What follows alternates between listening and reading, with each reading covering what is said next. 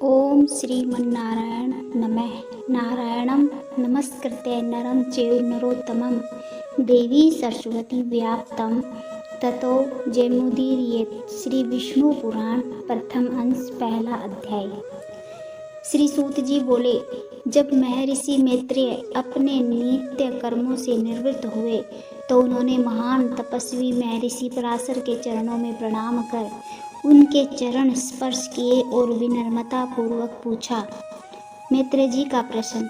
हे गुरुदेव, मैंने आपसे ही वेदांग और समस्त धर्म शास्त्रों का क्रमबद्ध अध्ययन किया है।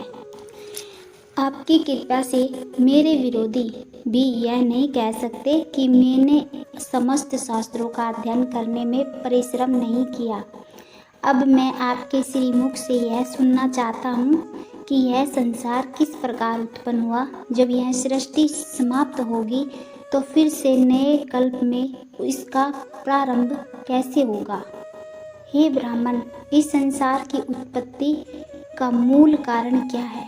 यह संपूर्ण चराचर जगत किससे उत्पन्न हुआ है? यह पहले किसमें विलीन था और आगे किसमें विलीन हो जाएगा? इसके अलावा आकाश आदि भूतों की मात्रा, समुद्र, पर्वत, देवताओं की उत्पत्ति, पृथ्वी का आधार, सूर्य आदि ग्रहों की गणना, उनका आधार क्या है, देवताओं के वंश, मनु, मनवंतर, चारों युगों का विभाजन, कल्पों की गणना, प्रलय का स्वरूप, युगों के भिन्न भिन्न धर्म, देव ऋषि एवं राज ऋषियों के चरित्र, श्री व्यास जी द्वारा वेदों की शाखाओं का विभाजन, ब्राह्मण आदि वर्णों का, ब्रह्मचर्य आदि आश्रमों के धर्म, ये सभी विषय मैं आपसे सुनना चाहता हूँ। हे महामुनि, कृपया मेरे प्रति कृपालु हो, जिससे आपकी कृपा से मैं इन सभी रहस्यों को जान सकूं। महर्षि पराशर जी बोले, हे धर्मज्ञ मैत्रेय, तुमने बहुत अच्छा किया जो मुझसे यह पूर्व प्रसंग स्मरण कराया। यह विषय मुझे मेरे पितामह महर्षि वशिष्ठ ने सुनाया था।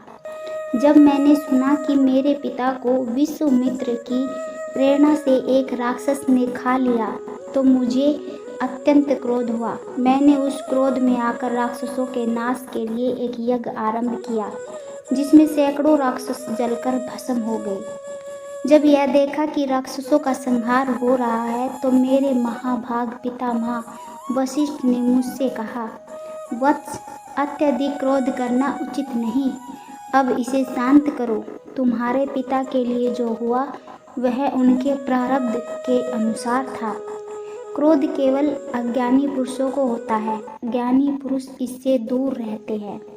तुम सोचो, भला कौन किसे मारता है?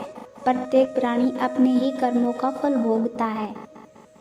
क्रोध तो मनुष्य के उचित पुण्य, यश और तप का नाश कर देता है।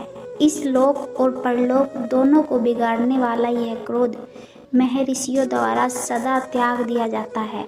इसलिए हे तात, तुम भी इस क्रोध के वशीभूत मत बनो। अब इन बेचारे निर्दोष राक्षसों को दग्ध करने से कोई लाभ नहीं। अपने इस यज्ञ को समाप्त करो। संत पुरुषों का सबसे बड़ा धन क्षमा है। वशिष्ठ जी की इन शिक्षाओं को सुनकर मैंने उनके आदेश का पालन किया और अपना यज्ञ समाप्त कर दिया। इससे मेरे पितामह बहुत प्रसन्न हुए। उसी समय वहाँ ब्रह्मा जी के पुत्र महर्षि पुलस्त्य जी पधारे। मेरे पितामह वशिष्ठ जी ने उनका स्वागत किया और उन्हें अर्घ्य अर्पित किया।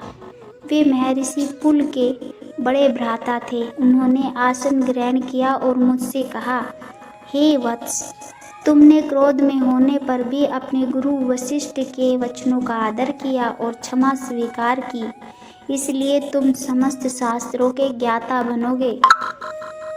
तुमने क्रोधित होकर भी मेरी संतान का पूर्ण विनाश नहीं किया, अतः मैं तुम्हें एक और उत्तम वरदान देता हूँ।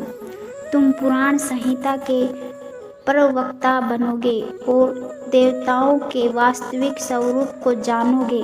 मेरे आशीर्वाद से तुम्हारी बुद्धि अत्यंत निर्मल होगी और तुम प्रवृत्ति तथा निवृत्ति दोनों मार्गों को स्पष्ट रूप से समझ सकोगे।